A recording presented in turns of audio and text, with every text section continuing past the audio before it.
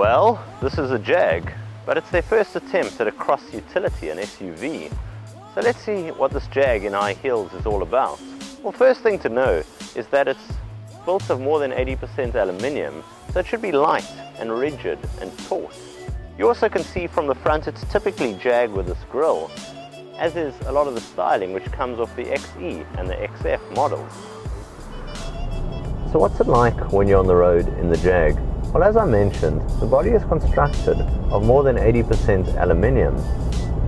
So owing to that, and the fact that it's constructed in a very similar manner to that of Jaguar's XE and XF, it's a very planted car, it's very sporty and it's very dynamic. You can really feel it therefore in the bends, and it really does let you know that you're in control.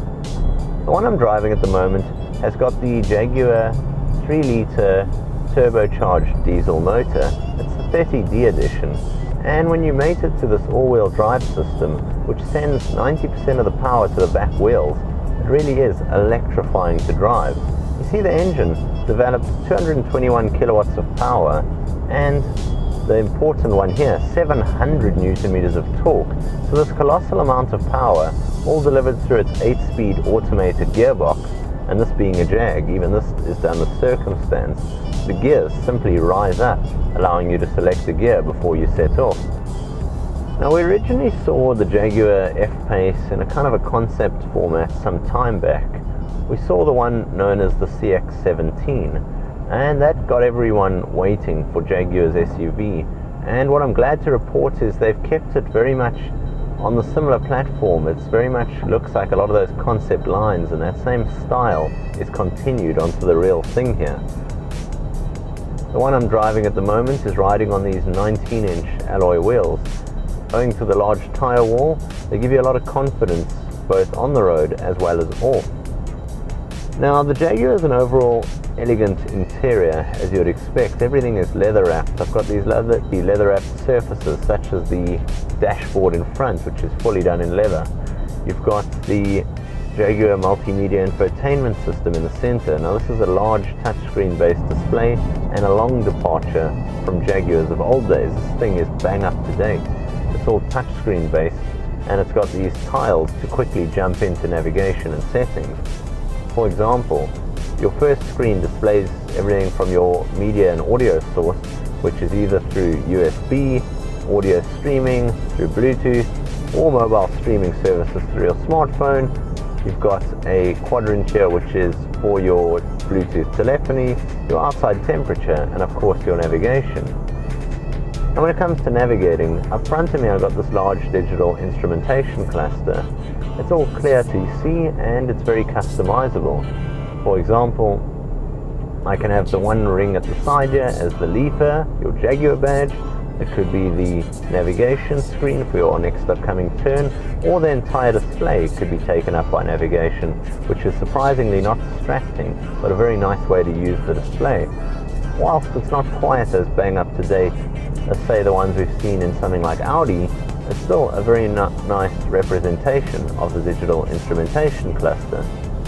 The rest of the cabin is comprised of elegant piano black materials. Now, this being a car that's designed around sport, it has the option of coming with this key. It's 4,300 Rand this, but it was introduced for the F-Pace, and it really is quite something. This rubber band here is known as Jaguar's activity key, and what it means is if you're the kind of guy who likes your sport, you can simply leave your key fob in the actual hidden somewhere in the interior, and wearing the band you can get out, go for a swim or a surf, tap it on the back of the car, open up and get back in. It's that easy. It really is clever thinking, that, and a really nice sporty touch for an overall sporty SUV. So what about space in the back? Well, let me climb across there now and I'll show you what it's like. Well, this being an SUV, you'd expect it to be pretty generous, and I'm glad to report it certainly is. You've got more than enough space. With the seat back in my driving position, you can see I've got more than enough knee room. Even with this large panoramic roof, the room above my head is good, and I've got enough creature comforts here, such as these rear air conditioning vents, as well as a full air conditioning control panel at the bottom here with two 12-volt power sockets and even options to send cooling air and cool off your feet. They really have kept the Jaguar F-Pace very comfortable, even for occupants at the back. Now, apart from that space, if we look at the luggage load area, we notice that there's this hump on the floor, and that's because we've got the full-size spare wheel here, which cuts a bit into your space.